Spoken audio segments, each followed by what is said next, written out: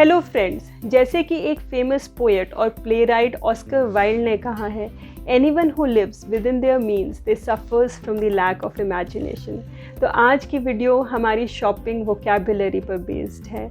Some people friends we know are shopaholic, whereas others they just wander around, enjoy and relax and do window shopping। तो चाहे reason कोई भी हो, जब भी आप मार्केट जाते हैं, whenever you enter the store or supermarket or any mall, you come across various English words. Now these English words can be written on any hoardings or on any tag, या फिर जब आप conversation करते हैं उन लोगों के साथ जो लोग वहाँ पर काम करते हैं, you just observe कि वो कुछ specific shopping related words use करते हैं। तो आज के वीडियो में हम कुछ ऐसे ही वर्ड स्टडी करेंगे with their exact meaning and their pronunciation. And I hope कि इस वीडियो को देखने के बाद आपके लिए कोई भी वर्ड नया नहीं रहेगा, and next time whenever you will go for a shopping you can easily communicate. तो चलिए शुरू करते हैं आज की video, and let us have a look on these words and improve our daily vocabulary. Now the first word is shopaholic. Shopaholic वो होता है जिसे ख़रीदना बहुत पसंद होता है। तो जो ख़रीदारी का शौकीन होता है उसे हम शॉपोहॉलिक बोलते हैं, या फिर a person who greatly enjoys going shopping and buying things. Now the next word is window shopping. Window shopping को हम हिंदी में बोलते हैं प्रदर्शनी देखना। मीन्स जब आपकी शॉपिंग की मंशा ना हो, जब आप कुछ ख़रीदना नहीं चाहते, जस्ट आप चीज़ों को देखते हैं जाकर मार्केट में, उसे हम बोलते हैं window shopping. So the act of browsing products without the intention to buy is called window shopping. अब शॉपिंग वोकैबुलरी में नेक्स्ट वर्ड है रिसीट। रिसीट, इसमें पी साइलेंट रहेगा तो इसे हम बोलेंगे रिसीट। इसको हम हिंदी में बोलते हैं रसीद। तो it is a piece of paper that shows what customer brought and how much it cost. तो रसीद हमें बताती है कि कस्टमर ने क्या चीज़ खरीदी है और उस आइटम का क्या कॉस्ट है। Now the next word is price tag. Price का मतलब होता है कीमत और टैग का मतलब होता है पर्ची। तो जो पर्ची हमें कीमत बताती है उस पर्टिकुलर आइटम की, उसे हम बोलते हैं प्राइस टैग। तो इंग्लिश में हम बोल सकते हैं it is a small piece of paper और a sticker that tells how much something costs. Now the next word in this vocabulary is invoice. Invoice को हम सिंपल शब्दों में बोलें तो इसे हम बोलते हैं बिल। जैसे हम मार्केट जाते हैं तो हम बोलते हैं हमारे सामान का कितना बिल बना, कि हमने क्या क्या सामान खरीदा और कितना हमें टोटल अमाउंट पे करना है, वो होता है invoice. So it is a piece of paper that lists the items purchased and shows how much the customer should pay. तो that is called invoice. Friends, अगर आपको वीडियो पसंद आ रही है तो प्लीज़ इसे लाइक ज़रूर कर दीजिएगा। तो चलिए बढ़ते हैं अब नेक्स्ट वर्ड की तरफ, दैट इज़ प्राइस। प्राइस हम सबको पता है क्या होता है, दैट इज़ कीमत। किसी भी आइटम की क्या कीमत है या क्या प्राइस है। So it is the amount of money that the customer has to pay for an item. तो उस आइटम के लिए कस्टमर को कितना अमाउंट पे करना पड़ेगा, उसे हम प्राइस बोलते हैं। Now the next word is sale. अब सेल को सुनकर हम सब बहुत खुश हो जाते हैं, क्योंकि हमें पता है कि सेल जब लगती है तो ओरिजिनल प्राइस से हमें कम पैसा देना पड़ता है। So that is called sale, और हिंदी में हम इसे सेल भी बोल सकते हैं या फिर बिक्री, और इसे इंग्लिश में हम कह सकते हैं it is when an item is sold less than its usual price. So that is sale.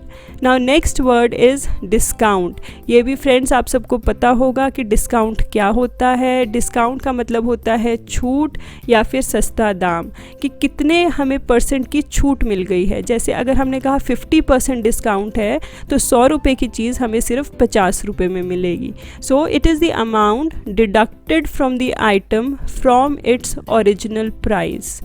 Now the next one is by one get one free. Friends, जब जगह जगह सेल लगी होती है तो वहाँ पर लिखा होता है by one get one free, तो एक के साथ एक मुफ्त। इसका मतलब है कि जब आप एक आइटम खरीदते हैं तो जो दूसरी आइटम उसी प्राइस की है वो आपको विदाउट पेमेंट मिल जाती है। पर अगर दोनों आइटम्स अलग अलग प्राइस की है तो जो आइटम का हायर प्राइस होगा वो आपको पे करना पड़ेगा।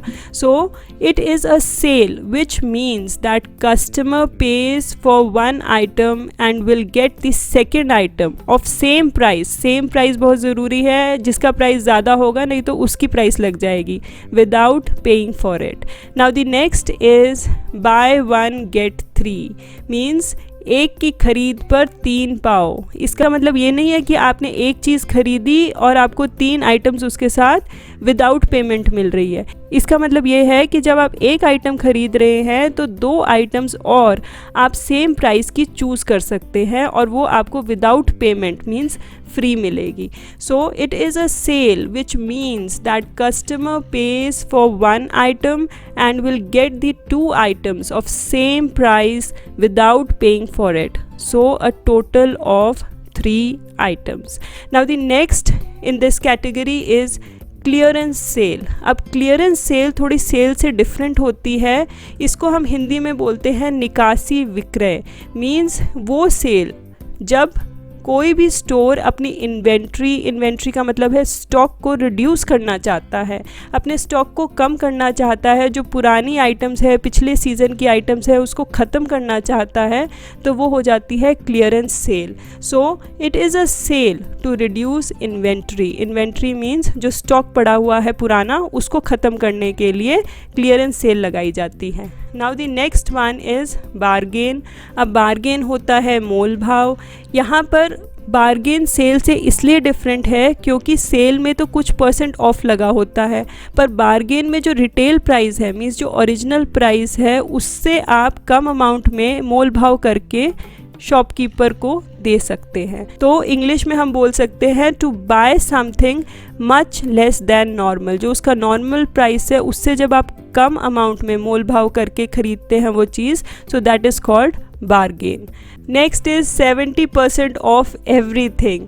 इसका मतलब है सब पर 70% की छूट। मतलब जितना भी सामान लगा हुआ है अगर वो 100 रुपये का है तो आपको वो 30 रुपये में मिलेगा।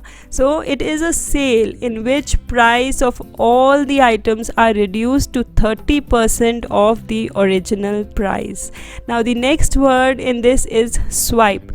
स्वाइप वर्ड तब यूज़ होता है जब आप क्रेडिट कार्ड या डेबिट कार्ड वगैरह को जब आप इलेक्ट्रॉनिक रीडर से गुजारते हैं ताकि आप पेमेंट कर सकें उस पर्टिकुलर आइटम की कैशलेसली। सो when the credit or debit card is quickly moved through the slot in the payment machine, जब पेमेंट मशीन पे आप क्रेडिट या डेबिट कार्ड को मूव करते हैं तो उसको हम बोलते हैं स्वाइप करना। Now the next word is bar code. अब बार कोड को हिंदी में हम बार कोड ही बोलते हैं। बार कोड वो ब्लैक लाइंस होती हैं जो एक पर्टिकुलर पैटर्न में प्रोडक्ट के पीछे लगी होती है और उससे हमें प्रोडक्ट की सारी इन्फॉर्मेशन मिल जाती है और ये कंप्यूटराइज्ड होता है। इसको हम स्कैन करके बार कोड को उसकी इन्फॉर्मेशन गैदर कर सकते हैं। So it is a special pattern of lines on the item which when scanned gives the computer information about the product. So that is barcode. Now next word is scan. Scan का मतलब होता है बारीकी से देखना। Products normally scan होते हैं ताकि उसका प्राइस कंप्यूटर में आ जाए। तो प्रोडक्ट का नॉर्मली बार कोड स्कैन किया जाता है ताकि उस प्रोडक्ट की इंफॉर्मेशन सारी कंप्यूटर में आ जाए। So we can say usually when an item is scanned it is moved across the special sensor so that the computer can read the price from the barcode. तो barcode से price read करने के लिए item को scan किया जाता है एक स्पेशल सेंसर से। Now the next word is coupon या फिर वाउचर। इसे हम हिंदी में कूपन भी बोल सकते हैं या फिर रसीद भी बोलते हैं। जब हमें कूपन या फिर वाउचर मिलता है तो उसे हम कैशियर को दिखाकर आइटम्स कम प्राइस में ले सकते हैं। तो हम कह सकते हैं कि it is a piece of paper which a customer shows to a cashier. Cashier वो होता है जो काउंटर पे बैठा होता है और कैश लेता है। सो it is a piece of paper which a customer shows to a cashier in order to get the discount. So that is coupon या फिर voucher. Now the next word is transaction. Transaction ज़्यादातर पैसे से related होता है तो इसे हम बोलते हैं लेन देन। So it refers to the payment made by a customer for the item purchased. तो उसे हम बोलेंगे ट्रांजैक्शन, कितना पैसा कस्टमर के द्वारा दिया गया उस आइटम को खरीदने के लिए, that is transaction. Now the next word is sample और प्रमोशनल आइटम। नाउ सैम्पल और प्रमोशनल आइटम को हिंदी में बोलते हैं नमूना। मीन्स कंपनी बहुत ही स्मॉल अमाउंट में या तो सैशे या फिर छोटा सा पैकेट दिया जाता है ताकि कस्टमर उस प्रोडक्ट को यूज़ करके देख ले और उस प्रोडक्ट के बारे में जान सके कि वो कैसा प्रोडक्ट है।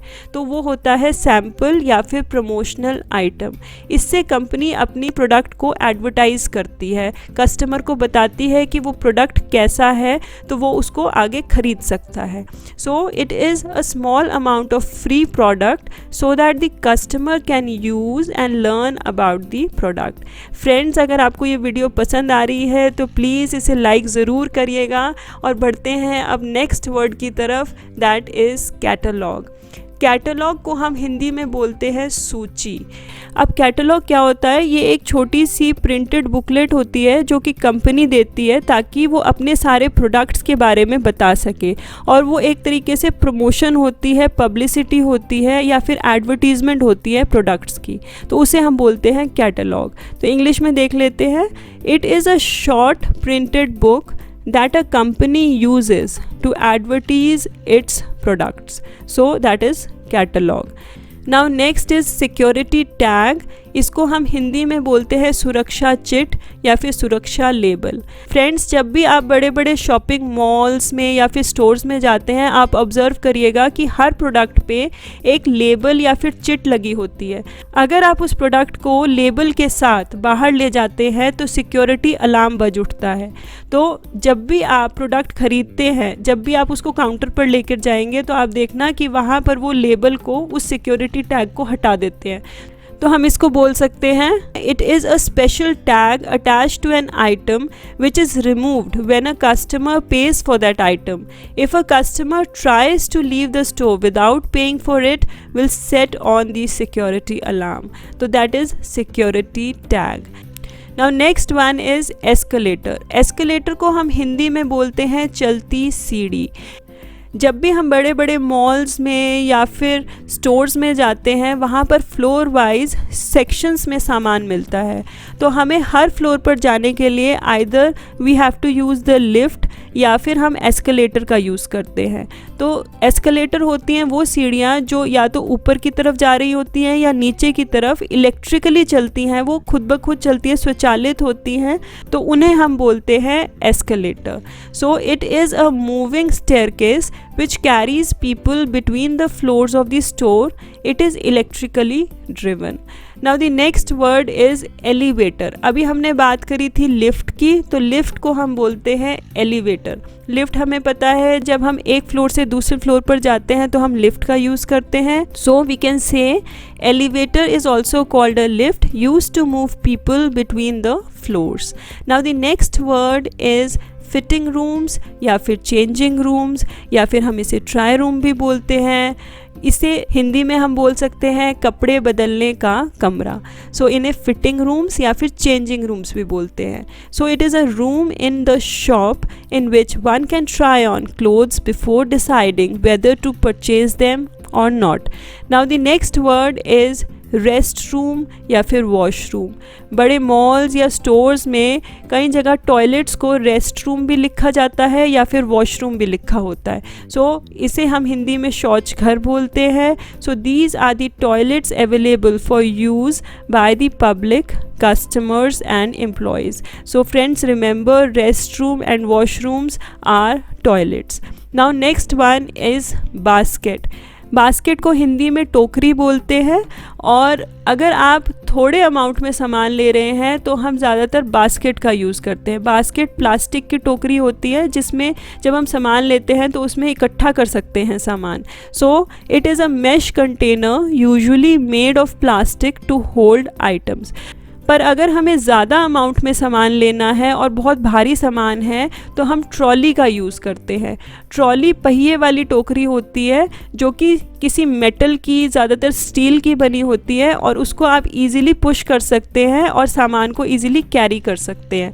तो it is a large rectangular shaped mesh container usually made of metal which has wheels and used to hold items. So friends, that was it. I hope कि आपको ये वीडियो पसंद आई होगी और आपके लिए हेल्पफुल रहेगी। अगर आपको ये वीडियो पसंद आई तो प्लीज़ इसे लाइक और शेयर ज़रूर कर दीजिएगा, और अगर आप इस चैनल पर नए हैं और आपने अब तक सब्सक्राइब नहीं किया तो प्लीज़ चैनल को सब्सक्राइब भी कर दीजिएगा। So friends, thanks for watching and bye bye until we meet in the next video.